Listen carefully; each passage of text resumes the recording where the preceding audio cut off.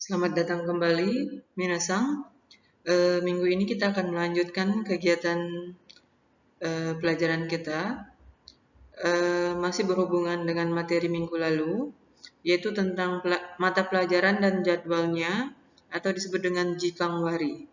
Minasang, sebelum kita masuk penjelasan pola kalimatnya, saya akan memberikan sedikit info tentang kegiatan sekolah di Jepang. Minasang, kegiatan sekolah di Jepang itu dimulai di bulan 4, dan bulan 4 itu merupakan bulan di mana musim semi. Jadi ketika bunga sakura berkembang, ya, di sana kegiatan untuk sekolah itu baru dimulai.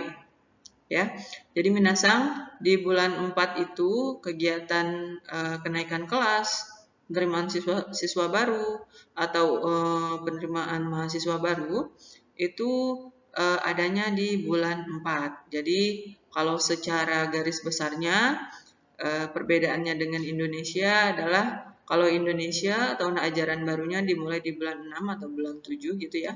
Kalau di Jepang itu dimulai di bulan 4. Dimulai di bulan 4 dan berakhir di bulan 3. Jadi minasang jangan sampai terbalik ya. Oke, minasang untuk selanjutnya, untuk tingkat sekolah di Jepang itu sama seperti di Indonesia ya. Untuk tingkat SD itu 6 tahun, tingkat SMP 3 tahun, tingkat SMA atau SMK itu juga 3 tahun, dan universitasnya 4 tahun. Nah, minasang, sedangkan untuk kegiatan belajar mengajar di Jepang itu biasanya dimulai dari jam 9 pagi sampai jam 3 sore. Nah, untuk kegiatan ekskulnya biasanya dimulai dari jam 4 sore. Nah, minasang, kalau untuk sekolah itu wajib sekolahnya itu 9 tahun ya. Jadi minasang biasanya orang Jepang itu kegiatan wajib belajarnya itu SD 6 tahun, SMP 3 tahun ya. Nanti kenapa Bu hanya 9 tahun, nanti akan saya jelaskan kalau misalnya ada pertanyaan seperti itu. Tapi kalau minasang ingin cari sendiri, bisa cari di Google ya. Oke, kita masuk ke penjelasan tentang pola kalimat untuk kegiatan jadwal dan harinya. Oke, minasang bisa lihat ya sesuai slide-nya. Ini adalah judul catatan minasang yang kemarin atau materi minasang yang kemarin. Suga kuo benkyou shimasu. Nah, saya jelasin dulu ya minasang. Benkyou shimasu itu artinya belajar, ya. Belajar itu merupakan kata kerja. Nah, kata kerja dalam bahasa Jepang itu biasanya diakhiri dengan mas, ya. Kata kerja dalam bahasa Jepang itu biasanya diakhiri dengan mas. Sedangkan setiap ada kata kerja selalu diikuti oleh partikel wo, ya. Jadi kalau misalnya belajar matematika berarti suga kuo benkyou shimasu. Nah, untuk pola yang pertama ini ya minasang, kita belajar tentang bagaimana sih cara menanyakan jadwal atau menanyakan kapan suatu mata pelajaran.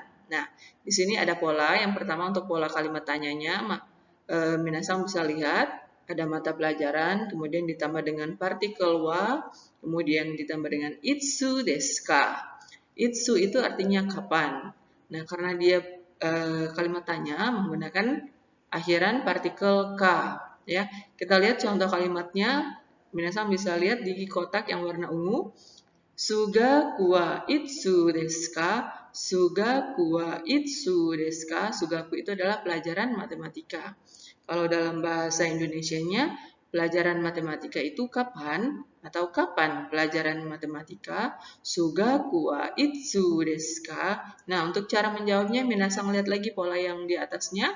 Untuk menjawabnya, mata pelajaran, kemudian partikel wa, kemudian hari, kemudian des. Ya, kita lihat contohnya yang warna kuning.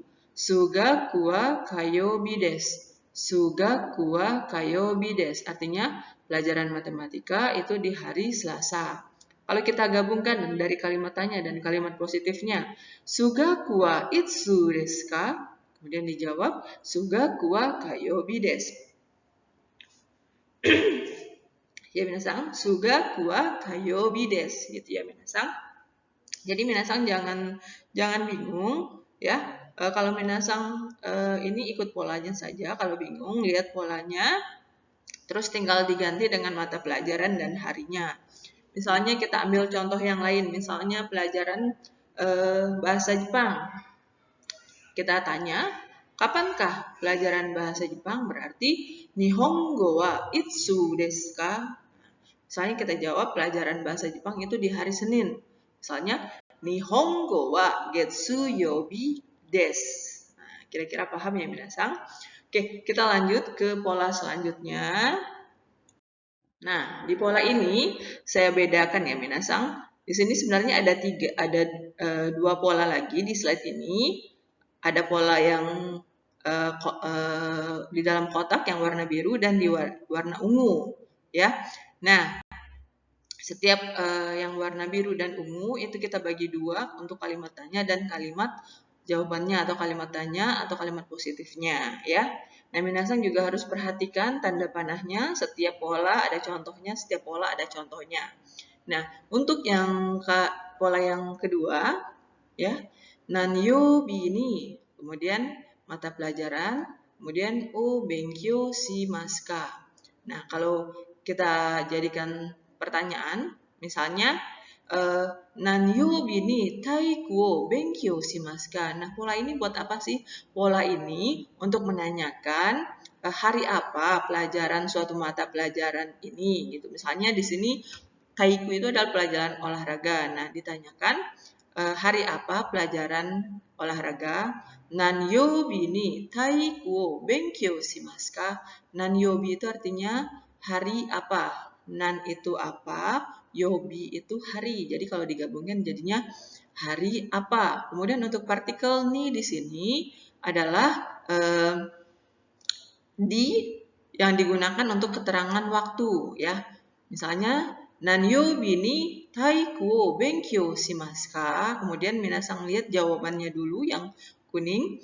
Dijawabnya Getsuyobi ni taiku wo benkyou shimasu gitu ya. Jadi partikel ni itu digunakan untuk pola yang positifnya. Minasang bisa lihat yang kotak biru yang keduanya, kata benda, hari, ni kata benda, mata pelajaran, wo benkyou shimasu ya. Jadi jawabannya Getsuyobi ni taiku wo benkyou shimasu. Kalau kita artikan dalam bahasa Indonesia kedua-duanya, misalnya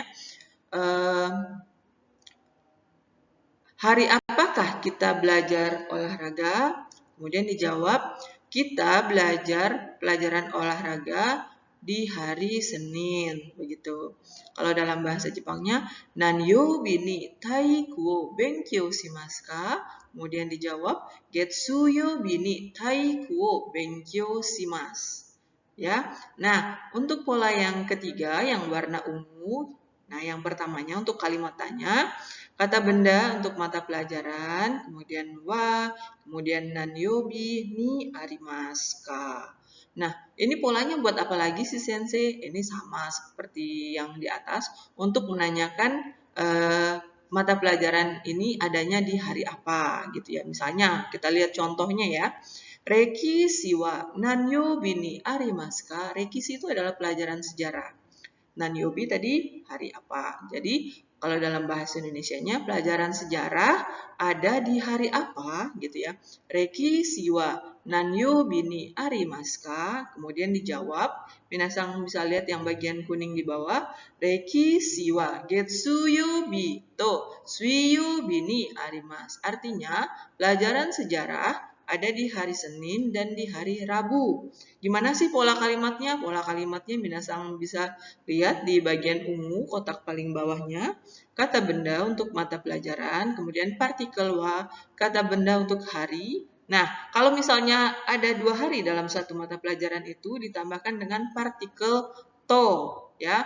Jadi kalau dicontohkan reki siwa getsuyu bito suiyu bini arimasu itu artinya pelajaran sejarah ada di hari Senin dan hari Rabu ya. Tapi kalau misalnya satu mata pelajaran itu sekali seminggu aja, bisa aja misalnya reki siwa getsuyu bini arimasu, boleh juga seperti itu ya minasang. Jadi partikel to itu artinya dan ya minasang ya. Kalau misalnya minasang masih belum paham, coba diulang lagi, diputar lagi, dipahami lagi, kemudian minasang tulis. Nah, untuk tugas, ya, untuk tugas minasang, tadi saya sudah menjelaskan ada 3 polanya. Nah, setiap pola minasang bikin 2 percakapan. 2 contoh percakapan, ya. Paham ya? Setiap pola bikin 2 percakapan, ya. Ada AB, kemudian satu lagi AB. Jadi ada 2 percakapan, baru 2. Nah, untuk yang slide ketiganya juga sama. Untuk pola yang kedua dan ketiganya juga sama, bikin 2 percakapan, 2 percakapan gitu ya, minasang. Misalnya yang pertama mungkin pelajaran agama kah, atau pelajaran olahraga lagi kah, atau yang lain gitu.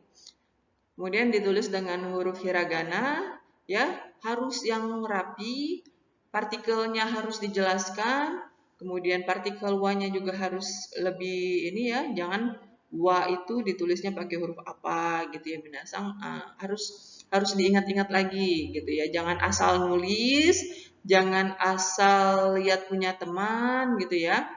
Karena saya juga tahu yang asal nulis dan yang cuman menyontek punya temannya gitu minasang. Dari kegiatan belajar daring ini sebenarnya saya ingin minasang lebih paham ya, kemudian bisa memutar kembali kalau kurang paham atau mendownloadnya itu seenaknya minasang saja. Yang penting tugas yang dikirim adalah contoh kalimatnya. Sedangkan untuk tugas yang lain, semua yang ada di slide ini minasang jadikan catatan dan nanti akan dikumpul ketika minasang sudah mulai belajar atau kita bertahap belajar di sekolahnya. Nah, nanti kalau misalnya ada kegiatan pelajaran di sekolah, setiap catatan yang ditulis ini dibawa lagi, dikumpulkan di sekolah biar dinilai gitu ya. Oke, minasang, kalau kurang paham, tolong hanya KM-nya saja yang menanyakan ke saya. Nanti saya kirim, saya terangkan lagi ke KM-nya dan KM-nya harus meng-share lagi apa yang info yang saya kasih ke grup kelasnya masing-masing ya, minasang. Oke, minasang, saya berharap minasang tetap semangat, sama kita di sini juga tetap semangat mengajari minasang ya. Kita berdoa bersama-sama, semoga pandemi ini cepat selesai dan kita bisa berkumpul, belajar seperti biasa di kelas kita. Oke, minasang, jamata.